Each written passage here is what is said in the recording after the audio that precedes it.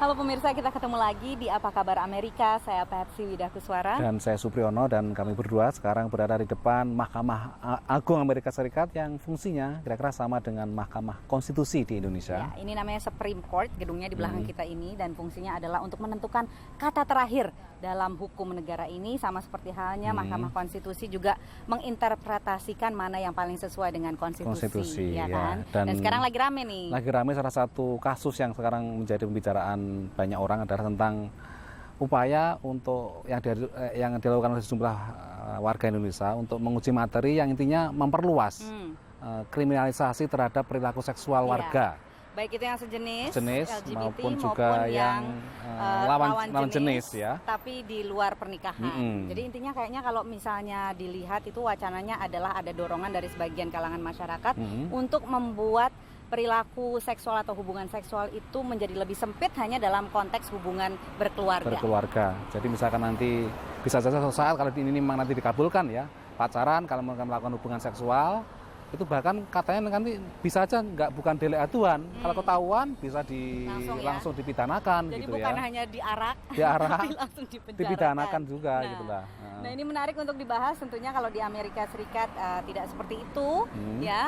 Bahkan kalau Anda ingat tahun lalu tahun 2015 di Mahkamah Agung Amerika Serikat inilah yang menetapkan bahwa gay marriage atau pernikahan sesama jenis itu legal ya. Dan di sini juga memang ada garis batasnya tegas antara urusan pribadi atau dunia privat dengan dunia publik. Betul. Jadi memang namanya hukum positif itu tidak boleh mengintervensi atau mengurusi masalah-masalah pribadi, termasuk masalah-masalah hubungan seksual, masalah-masalah yang namanya perasaan. Betul. Itu nggak boleh diintervensi itu ya. Itu ruang pribadi yang dijaga betul, karena mereka berpikir kalau tidak ada batas antara dunia publik dan dunia privat, makanya namanya tatanan sosial masyarakat itu akan rusak. Tapi juga jangan lupa bahwa banyak negara di dunia ini yang juga memberlakukan hal tersebut. Kebanyakan memang negara-negara konservatif Muslim seperti Arab Saudi, Pakistan, Somalia, kemudian ada juga beberapa negara lain seperti Kuwait, Qatar dan sebagainya. Tapi jangan salah bahwa namanya hukum yang mengatur perilaku seksual di Amerika itu pun itu juga mengalami evolusi. Perkembangannya dulu juga ternyata masih ada warisan-warisan undang-undang terutama daerah.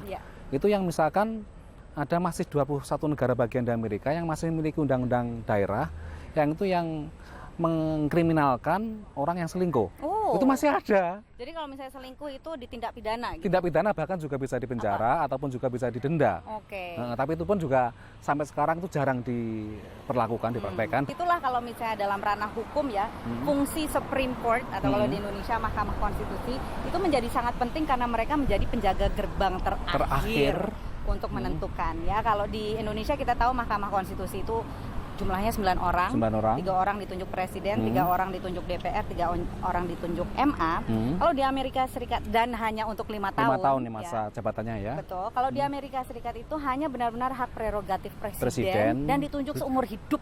Dan diajukan ke Senat sih, dan ini disetujui oleh Senat ya, dan itu juga bisa menjadi pertempuran ideologis yang sangat keras ya kalau misalkan. Nah, kayak misalnya contohnya sekarang ini kan harusnya ada 9 orang Supreme Court Justices, cuma setelah ada Justice Anthony Scalia yang meninggal dunia, itu Barack Obama ingin meletakkan 1 orang lagi Supreme Court Justice, itu susahnya minta ampun. Karena memang sekarang Senat sedang dikuasai oleh Partai Republik. Jadi memang ini pilihan Hakim Agung di Amerika selalu politis dan ideologis sifatnya gitu ya. Karena biasanya presiden liberal, presiden Partai Demokrat akan menunjuk hakim yang liberal. Dan presiden dari Partai Republik akan cenderung menunjuk hakim yang konservatif untuk menjaga nilai-nilai dan norma-norma sesuai dengan ideologi mereka.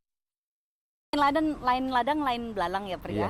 Dan bukan berarti kita menyatakan bahwa harus seperti ini. Harus meniru Amerika, tidak. Ini hanya memberikan perbandingan lah antara yang terjadi di Amerika dengan yang terjadi di Indonesia gitu. Itu dinamikanya juga lain gitu ya. Dan sangat diperhatikan juga oleh diaspora Indonesia di Amerika Serikat.